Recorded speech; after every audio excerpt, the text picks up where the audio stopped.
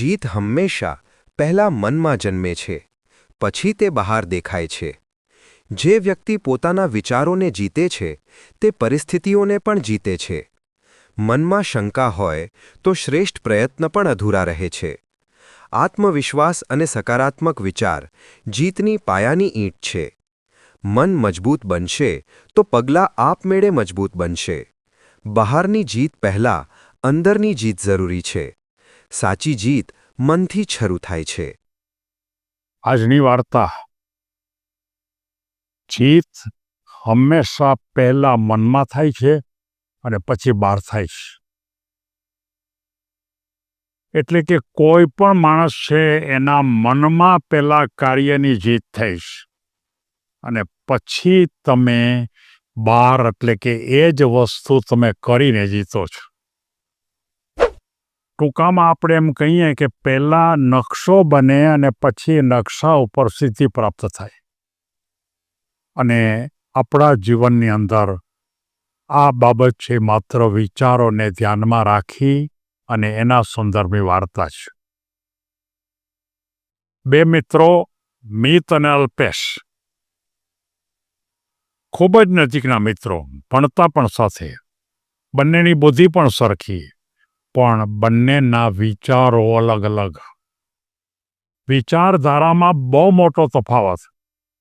મિત હંમેશા એક જ વાત કરે કે હું કરી જ શકું, અને અલ્પેશ એક વાતનો વિચાર કરે કે કદાચ મારાથી ન બને અથવા તો હું ન કરી શકું.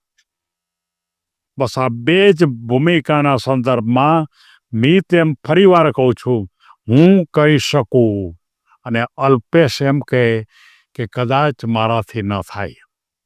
માત્ર આટલો જ ફેર છે.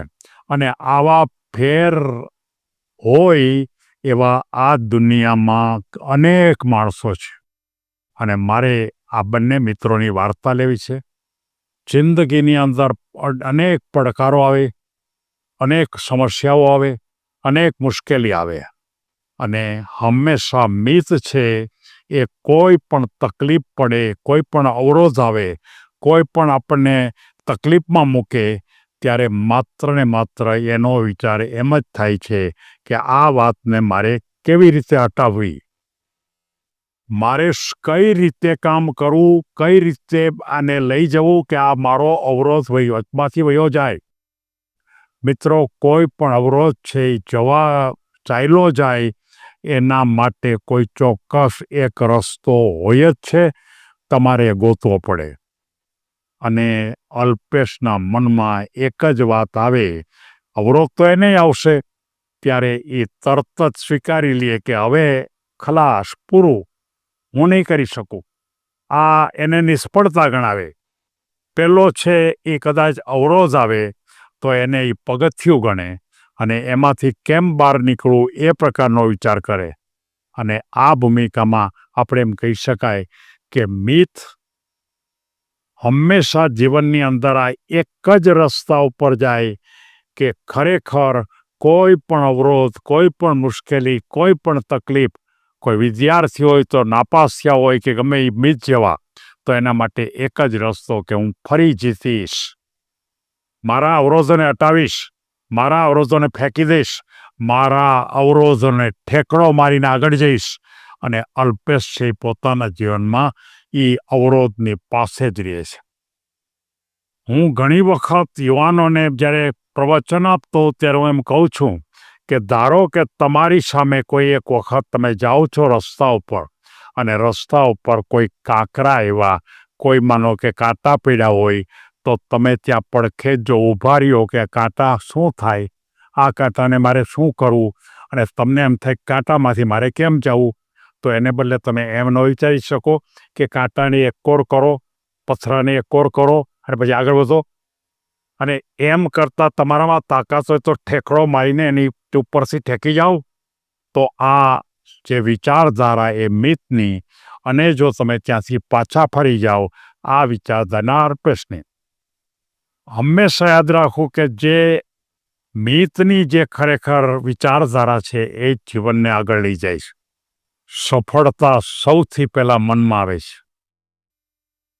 મારે બહુ વધારે ઊંચાઈ ઉપર જવું છે, હું ક્ષેત્રનું નામ નથી લેતો. મારે બહુ તાકાતથી જીવનમાં નવું કરવું છે. મારે મારા પોતાના સ્વપ્નને સાકાર કરવા છે. મારે મારા પોતાના જીવનને ધન્ય બનાવવું છે.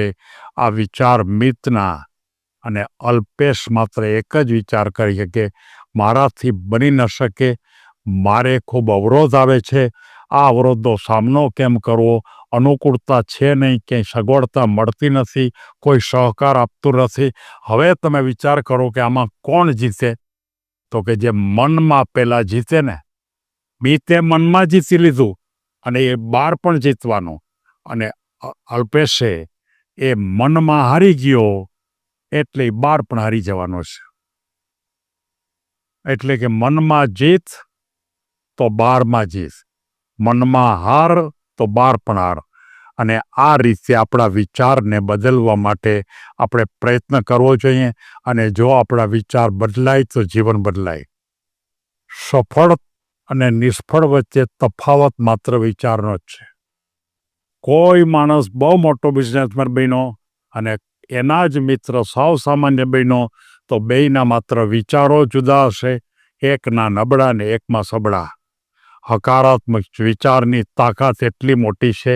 હંમેશા યાદ રાખો, મિતને યાદ કરો. આ પાત્રમાં મિતનું પાત્ર ઊંચું છે અને વિચારથી જ સાચી સફળતા મળે છે. જીવનની અંદર આવા અનેક મિત્રો હોય છે તો ઠીક છે, આ બંને મિત્રો હોય તો જ આવી વાત નથી કરતો. હું તો એમ પણ કહું છું કે કદાચ એક કોઈ માનો કે ભારતમાં હોય ને એક કદાચ અમેરિકામાં હોય. એક છે એ પોતાના વિચાર મિત જેવા હોય અને એક છે એના વિચાર અલ્પેશ જેવા હોય. કે અમેરિકામાં રહેતો હોય તો ત્યાં નિષ્ફળ જશે, આ ભારતમાં રહેતો હશે તોય સફળ થશે. અમેરિકામાં જ આગળ વધી શકાય, અમેરિકામાં જ સફળ થઈ શકાય એ વાત નથી. તમારા વિચારો તમારી સાથે સતત જોડાયેલા છે અને તમારા વિચારોમાં કોઈ પણ પ્રશ્નનો સામનો કરવાની અને કોઈ પણ નબળી વાત છે ને સબળી બનાવવા માટે, કોઈ પણ નબળા વિચારને સારા બનાવવા માટે, વિચારનું પરિવર્તન કરવા માટે જો તમે તાલીમ લીધી હશે, એ તાલીમ લીધા પછી જ તમે કોઈ પણ કાર્યની શરૂઆત કરો. મારે એમ કહેવું છે કે શિક્ષણનો આ સૌથી પહેલો તબક્કો. કોઈ પણ વિદ્યાર્થી, કોઈ પણ યુવાન એ આગળ પહોંચે ત્યારે એના પાયાના વિચારો કેવી રીતે ડેવલપ થયા છે. એ પ્રાથમિકમાં ભણતો હતો ત્યારે એને કયા વિચારો મળ્યા, એની માતાએ કયા વિચાર આપ્યા, એના પિતાએ કયા વિચાર આપ્યા, એના ઉપર જ આધાર છે.